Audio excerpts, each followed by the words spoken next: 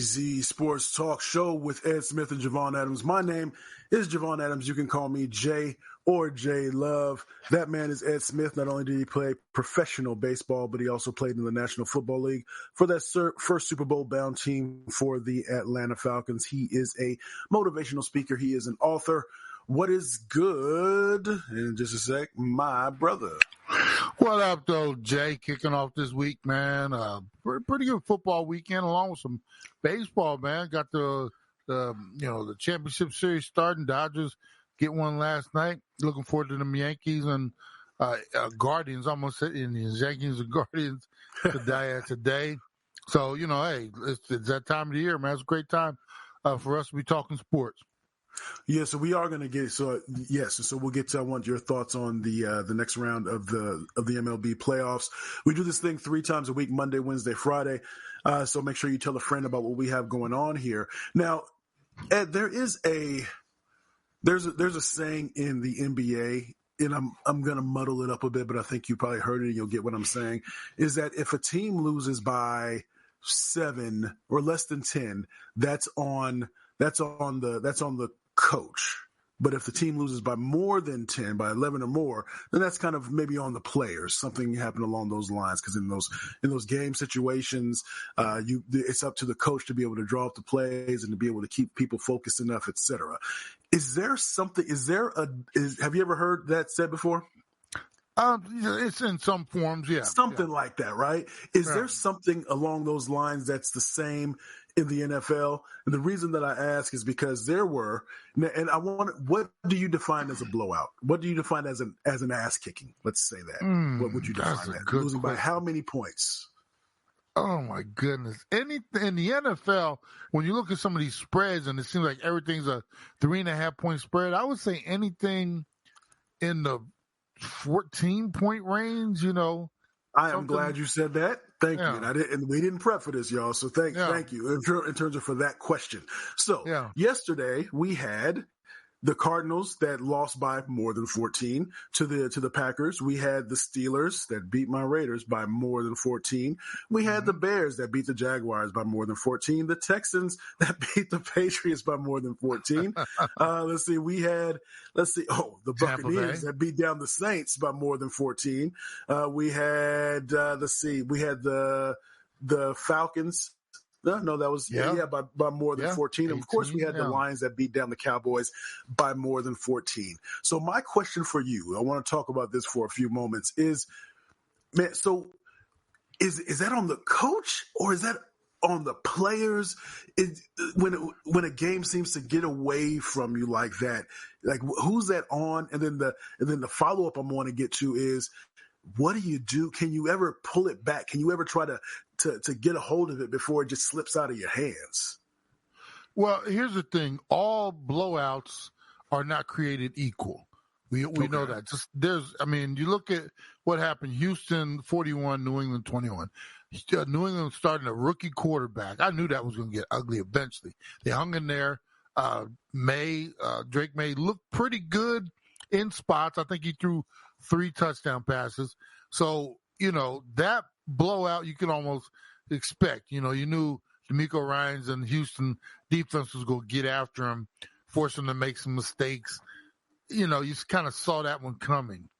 For the Arizona Cardinals, our home team, for them to, after what they did in San Fran last week, to come out and put up an inconsistent stinker like they did yesterday against Green Bay, that's less acceptable. And I saw something, Jay, in that game. You talk about, is it the coaches or the players? The coaches are not out there fumbling the ball around like somebody They're put not butter. The ones that are jumping off sides and or causing the penalties as well. Yeah. The players have to take responsibility for that. That's a blowout beating and I'm not going to say guys gave up, but it became less important to do your job and more important to get out of that one healthy. We call that business decisions, right? Yeah. I think there was some business decisions being made out there on the field that caused the score to balloon. Because at one point, I almost got ready to turn it off because I was like, yeah, they're done fighting. You could tell this one, Yeah, that one's done. And that when me personally, when I'm looking at it, that's a bad thing to say. And we always talk about how the Cardinals out there at least fighting to the end. And man, when you start to see, it's like, all right, now they're laying it on the ground. Our quarterbacks, he's in his feelings right now.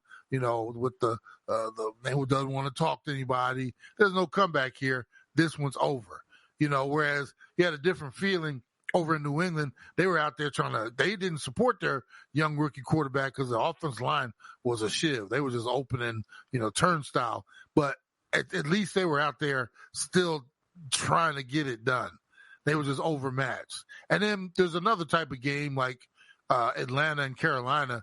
Carolina's just not that good. As bad as they're just not that good. And I expected Atlanta to go in there and have their way with them. So there's all kind of different ways to take a beating.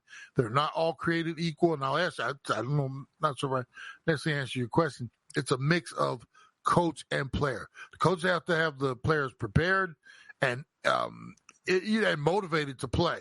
People always talk about, well, they're getting paid all that money. I mean, they'll motivate them. Nah, you got to have them ready to go.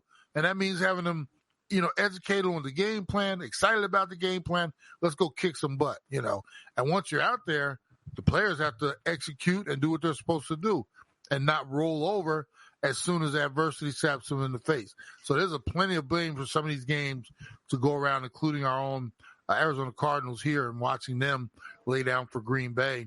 And you start asking the question, who is this team? And, here we are 6 weeks in, and we still don't know. So I'm sure there's some other fan bases thinking the same thing. What about the Bears taking it to the Jaguars and the Lions taking it to the Cowboys? How do you account for that? Well, some things I'm glad you brought that up. Some things are fireable offenses, too. We're looking at a Jaguars team that has one win on the season. Peterson was supposed to be the quarterback whisperer to one Trevor Lawrence. That train looks like it's going backwards, bruh. And that's when ownership has to make a decision. They got to stay over there for another week in London. You take a beating, because I think New England's coming over there to play them. You take a beating after that one, they might be asking you to fly coach back instead of getting on this team plane to come back home with us. So there are different, like I said, there's levels to, and in Dallas, holy cow. On Jerry's 82nd birthday, I think it was. That's the present you give. Like that, yeah. That's the present you want to give that man. I mean, he don't have too many of them left. He ain't gonna live to be 160, so he's more than halfway past the mark, bro. So that right there, if this was later in the season, and the season was toilet bowling, I would almost dare say that would be McCarthy's last dance, because that was a bad one. The fact that they're going into their bye week, they're still 3-3. As bad as the Cowboys have been, they're still 3-3, and they, technically speaking, they're still in it. But you give us a few more of those, and the season continues to trend in that way. Those two right there, the last two, those are fireable offenses. So you mentioned something just a second ago when you said that in terms of motivating the players, give them the game plan, get them excited about the game plan. What if you're a player and you get the game plan and you've been preparing all week and you know that this game plan won't work? I mean, you're whether you're just coming in the league or you've been in the league for a couple of years or you're a seasoned veteran and this is not going to fly. Is it difficult to go 100 miles an hour when you don't believe in the game plan? Well, you also have to remember, Jay, you're getting paid to do whatever the game plan is. And if you don't execute it, there's somebody out there that will.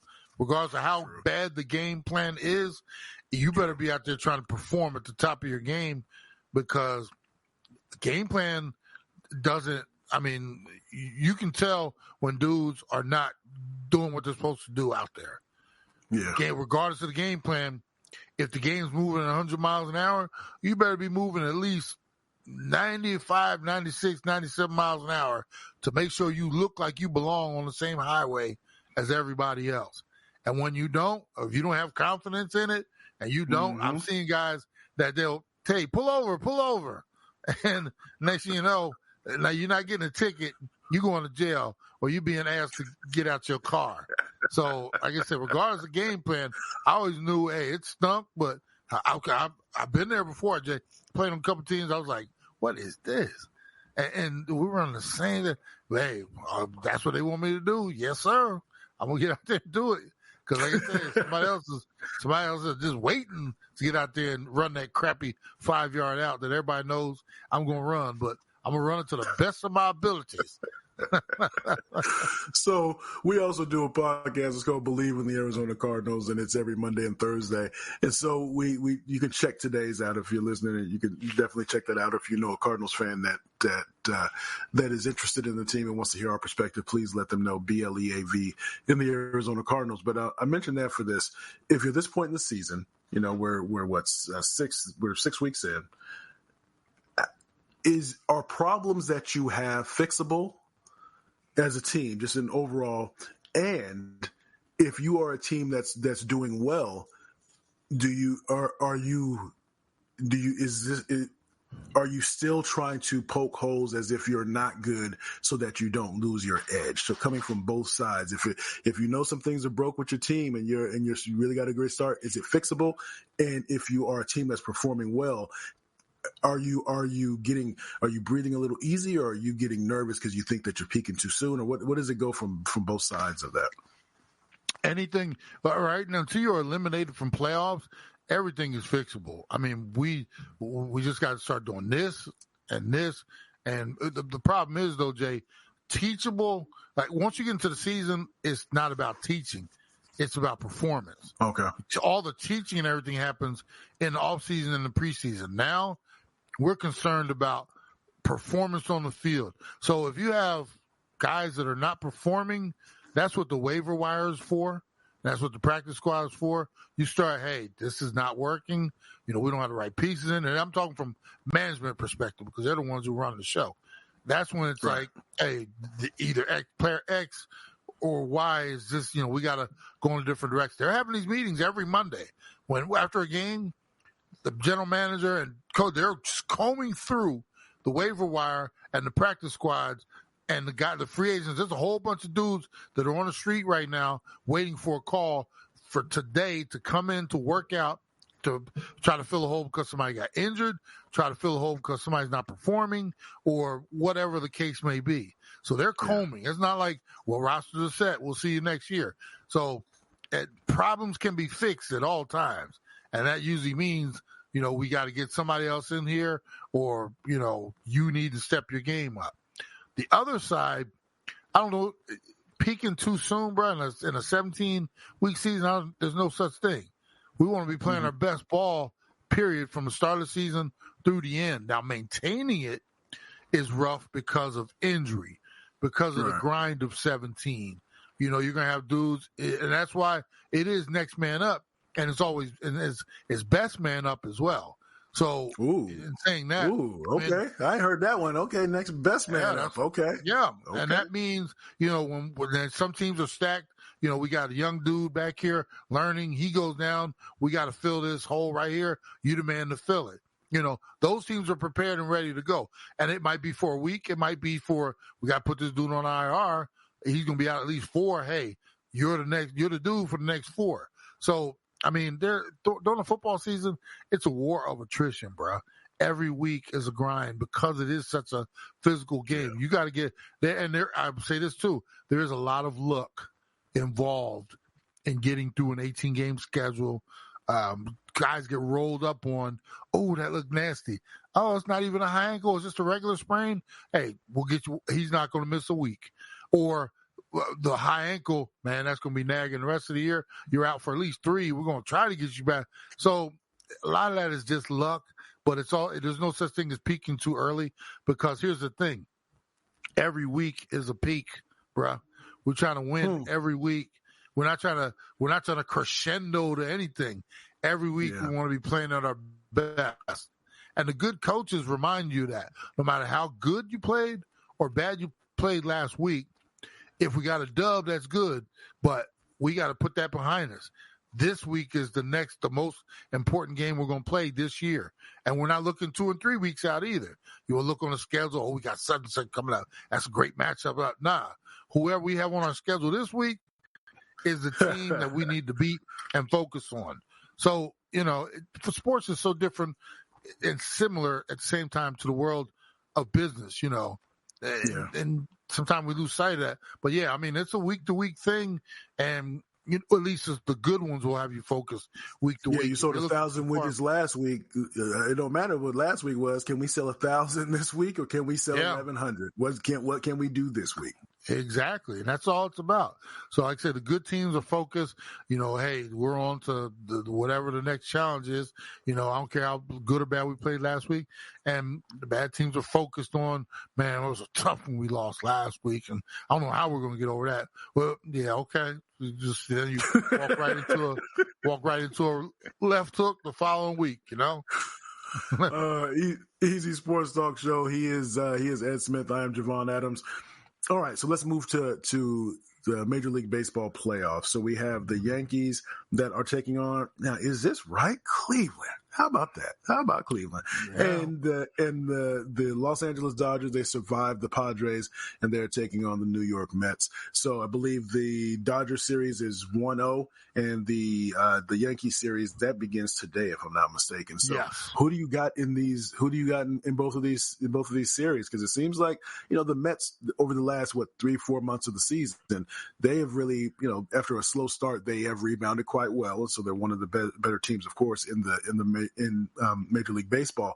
But Dodgers, as you answer this, tell me the rationale between for a bullpen game at some point when you're talking about this. But who you got in these series, and what is the rationale behind a bullpen game? Is it because you don't have enough starting pitchers? It's because you don't have enough confidence in the starting pitchers you have on your roster. A lot of that. You've been dropping bars all day because you don't have enough confidence in your starting pitchers.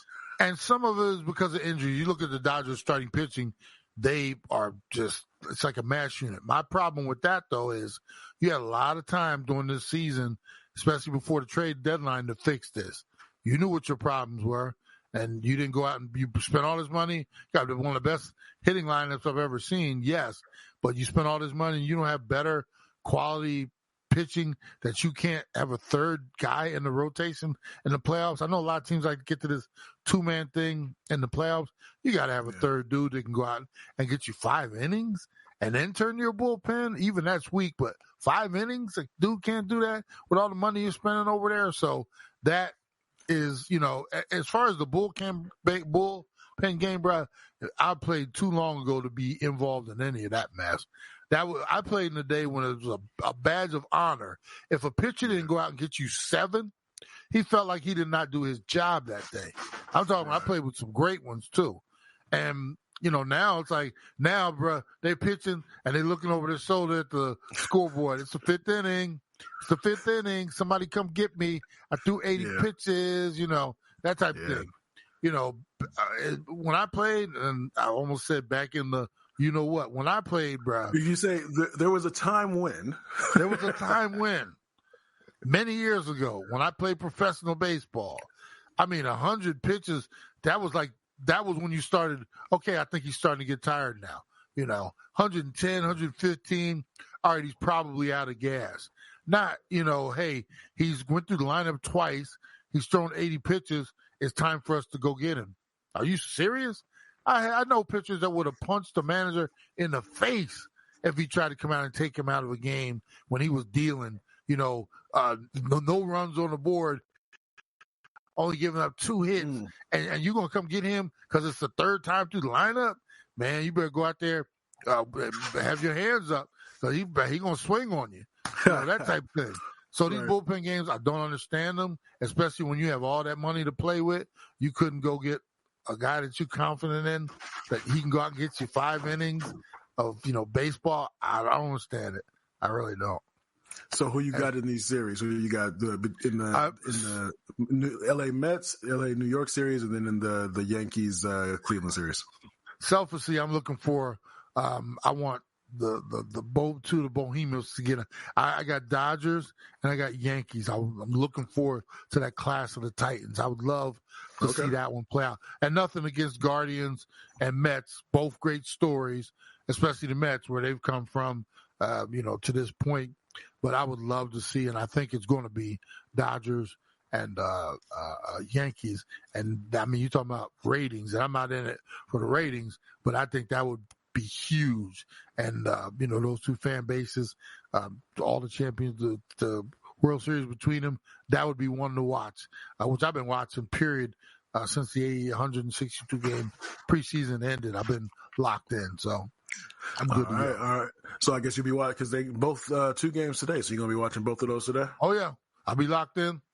All right. That's what's up.